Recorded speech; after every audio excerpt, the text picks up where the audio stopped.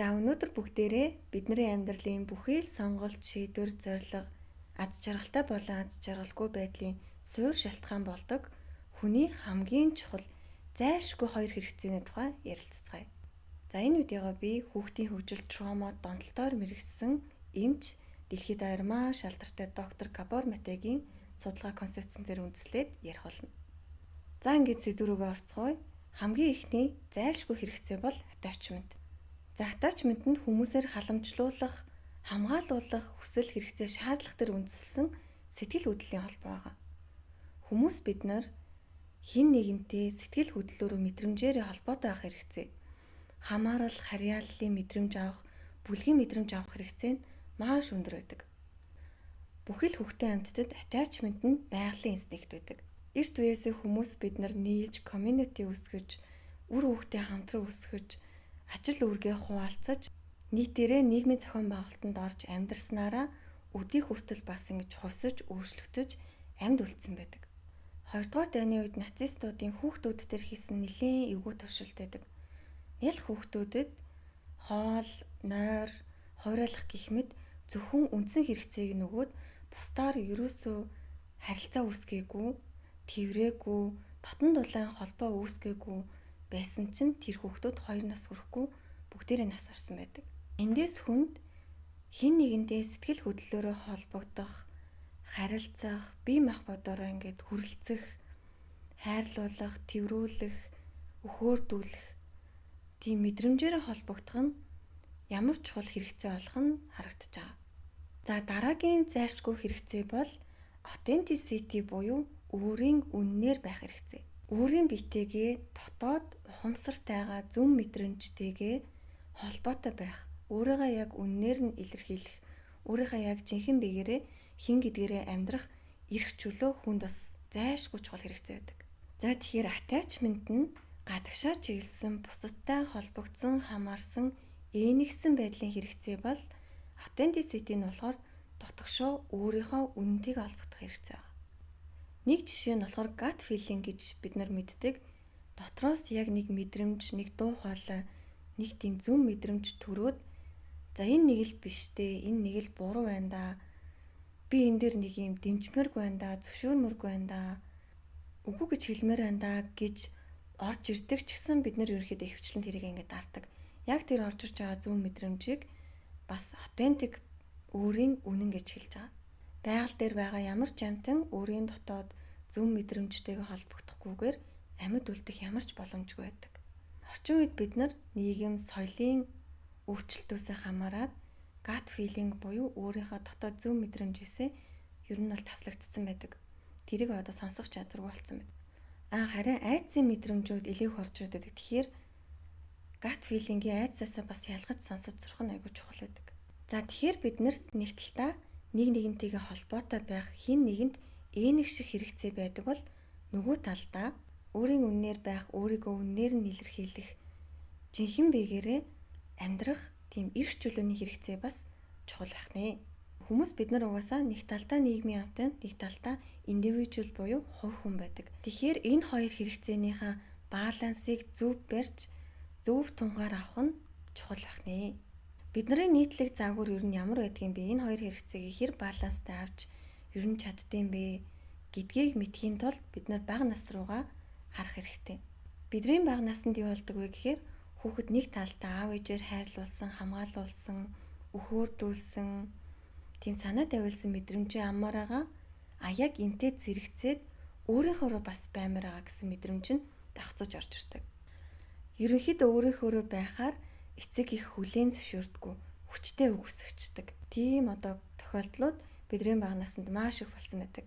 За энэ хүчтэй үүсгэлийг мэдрэхээр энэ үед хүүхдийн сэтгэл зүйд юу болдог вэ гэхээр хэрвээ би өөрийнхөөрөө байгаад байх юм бол өөрийнхөөрөө байхаа ингээд чухалчлаад аваад явах юм бол аав ээжтэй асран хамгаалагчтай таалагдахгүй юм байна.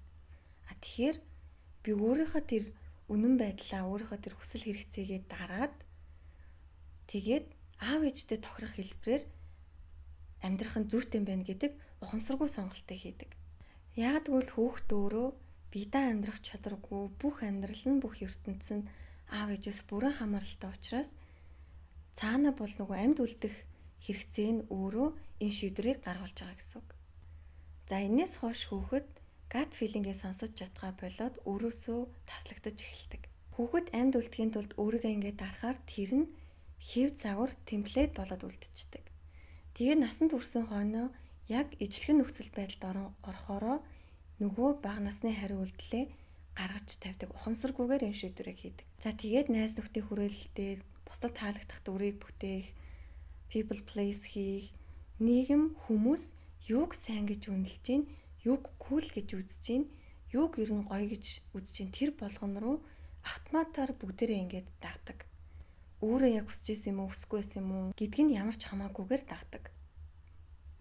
За ингээд яваад тахаар нийгэмтэйгээ нийцээд нэг тийм болоод байгаа юм шиг мөртлөө яг дотроо өөрийгөө үнэлэх үнэлэмж нь маш доогуур. Тэг өөрийгөө ерөөсөө хайрлаж чаддгүй. Альва зүйлүүдээр бусдад таалагдах гээд, бусдад хүлээн зөвшөөрөгдөх гээд. Тэгээ бусдын өөрийг нь хин гэж тодорхойлсон, хин гэж хардаг тэр үнцэгт нийцүүлэх гээд өөрийгөө тохируулаад яваад байдаг.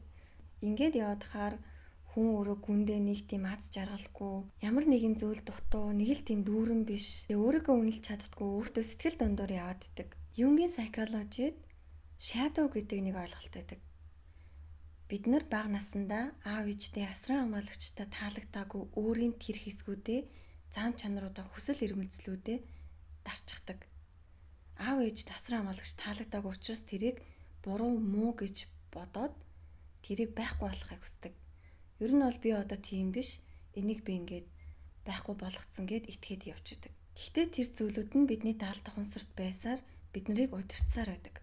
Хүмүүст таалагдаагүй өөрийн тэр хэсгүүдээ дарах тусам бас нөгөө талдаа өөрийнхөө амьдралын дургүй хэсгүүдээ, өөрийн талаарх таагүй мэдрэмжүүдээ дарах тусам том болсныхан дараа тэр нь маш тийм эвгүй, тухгүй, эрүүл бус, экстрим, тийм эмх замбраагүй, таагүй байдлаар гарч ирэх тохиолдлууд нийтлэг байдаг. Бид нар тэгээд өөрийнхөө ямар нэг хэсгийг дарж ийн гэдэг чинь өөрийгөө ер нь тэр чигээрээ л дарж байгаа гэсэн. Тэгэхээр бид нар зөвхөн муу талаа дарж байгаа биш, нөгөө талдаа өөрийнхөө байгалийн өгөгдөл, мөн чанар, авьяас бэлэг, өөрийн гэсэн онцгой зүйлүүдээ ч гэсэн тэгээд хамт дарчихдаг. Тийм болохоор shadow work хийх буюу өөрийн хүлээн зөвшөөрмөргүй байгаа үнэтэйгээ нүүр тулах, мэдэрмээргүй байдаг, дандаа зүгтаадаг, дандаа хоошин тавьдаг тэр зүйлүүдээ таньж мэдээд нүүр тулаад хүлээн зөвшөөрөх хэрэгтэй гэдэг. Тэгхийн бол бид нар сүүдрийнхаа нөгөө талд байгаа гэрлийг, баялагийг олж харж чадна. Сүүдэртэйгээ ажиллаж ижил хүн ер нь өөрийнхөө жинхэнэ мөн чанарыг дэлгэрүүлж нээж чаддгаа гэж Юнгийн psychology-д үздэг. Хүүхдийг битгий уул, битгий уурал, битгий хатаарах, битгий муу юм хийгээдээ яг тэр төрөөд байгаа сэтгэл хөдлөлөө яаж удирдахыг нь зааж өгөхгүйгээр зүгээр л хүчтэй өгөөсгээд дараад идэг. Буруу муу гэд сүрэг сэтгэл хөдлөлийг дараад сурчгаар нөгөө талдаа эрэг сэтгэл хөдлөлөө ч гэсэн гаргах чадвар болчдөг. Тэгээд том болоод баярлаж чаддгүй, хайрлаж чаддгүй, талархаж чаддгүй, инэрэн нэгүсэх сэтгэл байхгүй, нэг тийм өөрийнхөө мэдрэмж сэтгэл хөдлөлийг зөв цагтаа зөв илэрхийлэх тийм чадваргүй, нэг тийм дутуу илэрхийлэлтэй хүмүүс болчихсон байдаг. Тэгээд ямар нэгэн зүйлийг дараад хадгалаад байна гэдэг чинь урсахгүй байгаа зүйл мууддаг, өмхирдэг шиг яг тэнд асуудал үүсдэг. Бид нар өөрийн сэтгэл мэдрэмжээ илэрхийлээгүй, хэлмээр байсан үедээ өөрийнхөө үгийг хэлж чадаагүй, хүлээн зөвшөөрөгдмөр байсан тэр хэрэгцээгээ аваагүй, бидний үг сонсогдоогүй, өөрийн үннээр ойлгогдож чадаагүй, сонсогдож, харагдаж, тэр үедээ ингэж яригдаж чадаагүй тэр бүхэн маань бидний дотор гацаад үлдчихдэг.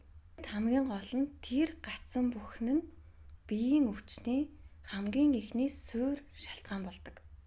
Америкт хийсэн ийм нэг судалгаа байгаа. Аз жаргалгүй гэрлэлттэй 2000 эмэгтэйчүүд дээр 10 жилийн турш хийсэн судалгаа. Судалгаанд оролцогчид нь бүгдээрээ гэрэлтэндээ сэтгэл дундуур хүмүүс байгаа. Нэг бүлэг нь болохоор өөрийгөө үнээр нь илэрхийлж гаргаж тавьж өөрийнхөө амьдарч ирсэн хүмүүс. Нөгөө хэсэг нь болохоор өөрийгөө дарж бусдад тохируулж амьдарсан хүмүүс.